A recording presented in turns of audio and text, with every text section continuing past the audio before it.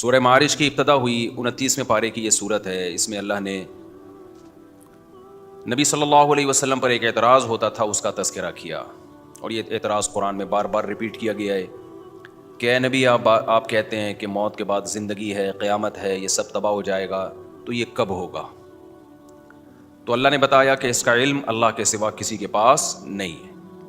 ہاں یہ ہوگا ضرور, اور ایک دن تمہیں حساب و کتاب کے لیے اللہ کے سامنے حاضر ہونا ہے, یہ لازمی ہوگا. ایسا ہو نہیں سکتا کہ تم سے تمہارے بارے میں پوچھا نہ جائے کہ تم نے اچھا کیا یا برا کیا. یہ نہیں ہو سکتا کہ ایسے ہی چھوڑ دوں گا میں.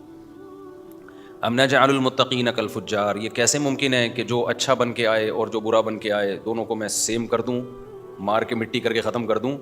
میری عدالت میں ایسی دھاندلی نہیں ہو سکتی, یہ ہو نہیں سکتا.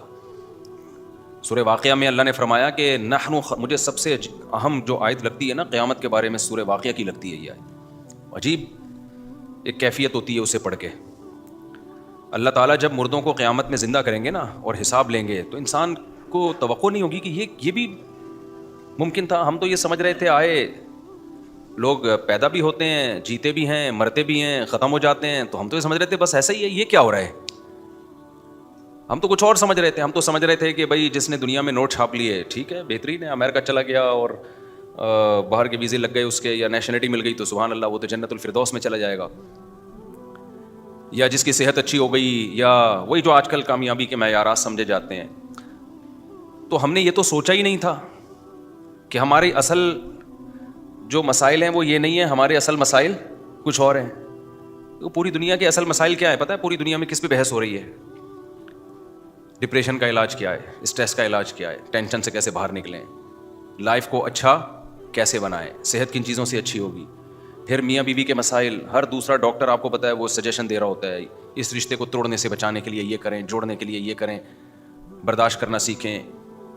تو پوری دنیا گھوم پھر کے پھر سیاسی معاملات, اگلی دفعہ کون آ رہا ہے, سیاسی لیڈر بھی یہی باتیں کر رہے ہوتے ہیں, مہنگائی ختم کروں گا اور آپ کے لیے ہسپتال بناؤں گا, آپ کے لیے اچھے اسکول بناؤں گا, آپ میں اور جاپانیوں میں کوئی فرق نہیں رہے گا. ایک دن آئے گا پاکستان اور جاپان سیم, ہماری ٹرینیں ٹائم پہ چلیں گی, ٹائم پہ پہنچیں گی, گٹر کے ڈھکن لگ چکے ہوں گے, کسی کو ڈھکن کی شکایت نہیں ہوگی, چرس ختم ہو جائے گی, امن امان شانتی. پھر مریخ اور چاند اور ستاروں پہ کمندے ڈالنے کی بات کریں گے. ونس اپون اے ٹائم ایسا ہوگا, پھر آپ کی آنکھ کھل گئی, وہ ایک الگ بات. لیکن بہرحال یہ دنیا اسی کا نام ہے.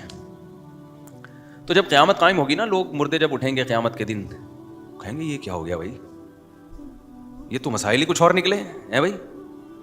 ہم جن چیزوں کو سمجھ رہے تھے کہ یہ مسائل ہیں, ہر آدمی کے اپنے مسائل ہیں نا, کسی کے 4 مسائل ہیں, کسی کے یعنی استغفر اللہ, پھر تو نہیں یہ میری منہ سے کیسا نکلتا تھا, یعنی مختلف لوگوں کے مختلف قسم کے مسائل ہیں.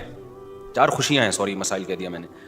تو مختلف لوگوں کے مختلف قسم کے مسائل ہیں. ہم تو سمجھ رہے تھے کہ یہی ہے, کیونکہ ہمارا جو سارا دن گزرتا ہے نا انہی مسائل کے گرد گھومتا ہے. حتیٰ کہ اب حج عمرہ بھی اسی چکر میں ہو رہا ہے. عمرہ کریں گے وہاں دعائیں قبول ہوتی ہیں تو شاید بیٹیوں کی رشتہ ہو جائے, عمرہ کرتے ہیں وہاں دعائیں قبول ہوتی ہیں شاید کوئی اچھی جاب لگ جائے, عمرہ کریں گے دعائیں قبول ہوتی ہیں. اب تو سیروزے میں بھی لوگ اس چکر میں نکل رہے ہیں. ایک صاحب نے مجھے بتایا کہ یار سیروزے میں تجربہ ہے, دعائیں قبول ہوتی ہیں, تو میں کسی نے مشورہ دیا ہے کہ سیروزے میں نکل کے جاب کی دعا مانگو. تو میں سیروزے میں جا رہا ہوں, جاب کی دعا مانگو. میں نے کہا چلو کسی بہانے کوئی اچھا کام کرے. تو مسائل بالکل ہمارے الگ ہیں, لیکن پتہ ہے کیا ہے,